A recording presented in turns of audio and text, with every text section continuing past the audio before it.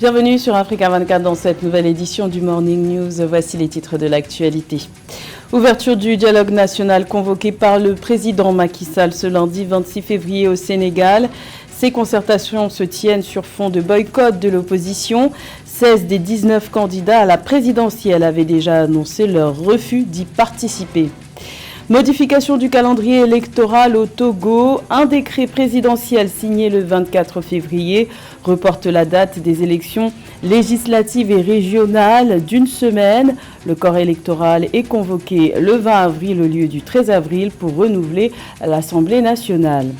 Et l'Algérie donne la priorité à l'exploration pétrolière pour développer son économie. Le pays ambitionne d'augmenter ses capacités de production des hydrocarbures de 2% chaque année d'ici à 2027. Mais tout d'abord, le Burkina Faso a été frappé par une nouvelle série d'attaques terroristes les 25 et 26 février. Ces attaques ont été perpétrées durant des offices religieux aussi bien chrétiens que musulmans, faisant des victimes parmi les fidèles. Des VDP, volontaires pour la défense de la patrie, qui sont des supplétifs civils de l'armée, et des militaires ont également été la cible des assaillants. Au total, 5 localités situées au nord, à l'est et au nord-ouest ont été le théâtre de ces violences qui ont fait des dizaines de morts, dont au moins 15 dans une église catholique. Rappelons que les attaques terroristes perpétrées depuis 2015 au Burkina Faso ont déjà fait près de 20 000 victimes. C'est sur fond de boycott de l'opposition que s'est ouvert ce lundi 26 février à Diamniadio le dialogue national convoqué par le président Macky Sall au Sénégal. Ces concertations ont pour but de fixer la date de la prochaine élection présidentielle après le report sine-die du scrutin du 25 février par le chef de l'État, mais aussi de décider de la continuité du pouvoir après le 2 avril, date de l'expiration de l'actuel mandat présidentielle. Le point sur la situation avec notre envoyé spécial à Dakar, Fatma Niang. C'est ici, au Centre international de conférence Abdou Diouf de Diamniadio, que se tient le dialogue inclusif convoqué par le président sénégalais Macky Sall. Les travaux ont démarré ce lundi 26 février. L'objectif de cette concertation nationale est de déterminer une nouvelle date pour l'élection présidentielle au Sénégal. Y sont conviés les candidats retenus et les recalés par le Conseil constitutionnel, les partis politiques, les syndicats, la société civile et les religieux. Mais d'emblée, il faut retenir que 16 candidats sur les 19 en lice à la présidentielle et une partie de la société civile regroupée autour de la plateforme Aar Sunu Élection, autrement dit Protéger notre élection, ont rejeté le vendredi 23 février 2024 l'appel au dialogue proposé par le chef de l'État sénégalais. Toutefois, certains parmi les candidats qui se disent spoliés se sont présentés pour défendre l'idée d'une reprise du processus électoral. La date de la présidentielle sera ainsi fixée à la fin des concertations en cas de consensus. Au cas contraire, le dernier mot reviendra au Conseil constitutionnel. Fatma Niang, envoyé spécial au dialogue national depuis Dakar pour Africa 24.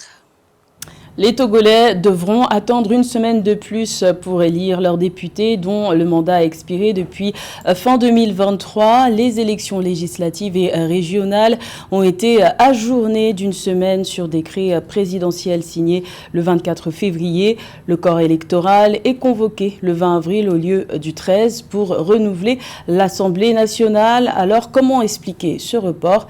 Élément de réponse avec Nathalie Mo. Au Togo, les élections législatives et régionales initialement prévues le 13 avril 2024 ont été repoussées au 20 avril, renseigne un communiqué gouvernemental. Un rapport des ministres de l'administration territoriale et de l'économie et des finances dont le contenu n'a pas été dévoilé a justifié la décision du président Faure Gnassingbé. La modification de la date des élections intervient 16 jours après la publication du calendrier électoral préalable attendu depuis novembre 2023. Son Excellence le Président de la République a également placé notre pays sous une gouvernance concertée. La nécessité de se parler régulièrement et de s'écouter mutuellement, de prendre en compte, dans la mesure du possible, les souhaits exprimés par les différents groupes d'intérêt, groupes politiques, acteurs politiques. Donc à la suite des décrets qui avaient été initialement pris le 8 février pour convoquer le corps électoral et organiser les élections, diverses opinions se sont exprimées sur le sujet. La note gouvernementale a également réduit le montant des frais de caution des candidatures. Conformément à l'article 225 du Code électoral, ils sont passés de 500 000 francs CFA à 300 000 francs CFA pour les législatives et de 300 000 francs CFA à 150 000 francs CFA pour les régionales, des montants par ailleurs réduits de 50% pour les candidatures féminines. Selon l'exécutif togolais, ces mesures s'adaptent au contexte économique du pays. Il s'agit de permettre à ces acteurs de pouvoir exprimer leurs ambitions dans le maximum possible de circonscriptions électorales. Que des questions d'argent n'amènent pas à réduire sensiblement les ambitions initiales de nos partis politiques. Pour permettre à l'élection d'être la plus inclusive possible. Pour permettre aussi de pouvoir choisir des hommes et des femmes de grande qualité pour gouverner à la fois nos régions et notre Assemblée nationale. La modification du calendrier électoral a induit un décalage du démarrage de la campagne électorale qui se tiendra du 4 au 18 avril 2024. Dans le même temps, le délai de dépôt des candidatures au scrutin a été prorogé au 6 mars 2024 au siège de la Commission électorale nationale indépendante pour l'élection des députés et au siège de chaque commission électorale locale indépendante pour l'élection des conseillers régionaux. Au Togo, ce sera la première fois que des élections régionales seront organisées. Également dans l'actualité, en Guinée, le mot d'ordre de grève générale lancé par les centrales syndicales des secteurs publics, privés et informels du pays a été suivi ce lundi 26 février à Conakry. La capitale guinéenne était à l'arrêt en ce premier jour de grève illimitée. Banques, écoles et commerces sont restés fermés. Objectif de cette mobilisation, obtenir la baisse des prix des denrées de première nécessité, la fin de la censure médiatique et la libération d'un syndicaliste de presse. Notons que ce mouvement social s'inscrit dans un climat de tension, une semaine après la dissolution du gouvernement sans plus de précision et 3 jours après le rétablissement soudain de l'accès à Internet suspendu depuis 3 mois. Ce mouvement social soutenu par l'opposition a valeur de test pour le régime militaire en place alors que depuis son arrivée au pouvoir en septembre 2021, la junte interdit toute manifestation. L'exécutif algérien donne la priorité à l'exploration pétrolière pour assurer une économie forte. Le gouvernement a affirmé le 24 février que l'Algérie, 3e plus grand producteur de pétrole en Afrique, comptait augmenter ses capacités de production des hydrocarbures de 2% annuellement sur la période 2023-2027. Une ambition que nous détaille Marie-Raphaël Antolo. Le Premier ministre Nadir Labaoui a indiqué le 24 février que l'Algérie poursuivra ses investissements pour la découverte de nouveaux champs et l'amélioration des champs existants. La déclaration a été faite par le chef du gouvernement à l'occasion du double anniversaire de la création de l'Union générale des travailleurs algériens et de la nationalisation des hydrocarbures. Ce plan d'investissement permettra, selon l'autorité, d'augmenter la production primaire d'hydrocarbures en Algérie de l'ordre de 2% annuellement durant la période allant de 2023 à 2027 pour atteindre environ 209 millions de tonnes équivalent pétrole à l'horizon 2027. L'économie de l'Algérie est entièrement dépendante des hydrocarbures. Aujourd'hui, on sait que les recettes algériennes sont à 90% composées d'hydrocarbures, de gaz et de pétrole. Et développer aujourd'hui des recherches sur d'autres gisements, effectivement, c'est de bon augure parce que le Sahara est vaste, parce qu'il y a de nombreuses possibilités, tant dans les champs de gaz et de pétrole que dans d'autres matières comme le fer ou l'or. L'année 2023 a été marquée par 10 nouvelles découvertes énergétiques en Algérie portant les réserves en place à 12 milliards de barils de pétrole, 4,5 trillions de mètres cubes de gaz naturel et 3,5 trillions de mètres cubes du gaz de schiste. D'après les autorités algériennes, le pays a réalisé une production primaire d'hydrocarbures de 194 millions de tonnes équivalent pétrole en 2023 avec une hausse de la production de gaz naturel à la faveur de la mise en production de nouveaux gisements alors que les exportations ont atteint 87 millions de tonnes équivalent pétrole, soit plus 3,5% par rapport à 2022 selon l'agence algérienne de presse. Ça restera assez permanent de rechercher des gisements afin de garantir et de consolider surtout cet apport de recettes. Bien que le gouvernement algérien souhaite diversifier ses sources de revenus, il n'en reste pas moins qu'aujourd'hui, les hydrocarbures restent la majeure ressource économique du pays. D'après le président de la République Abdelmadjid Tebboune, cette ambition vise à conférer une nouvelle dynamique au domaine de la pétrochimie et ce, dans le cadre de la concrétisation de son engagement à encourager la production et l'exportation de l'énergie à travers l'intensification de la production des énergies fossiles. Le kwacha est en bonne voie pour devenir l'une des monnaies les plus fortes d'Afrique face au dollar américain en 2024, selon le fournisseur panafricain d'informations économiques Business Insider Africa.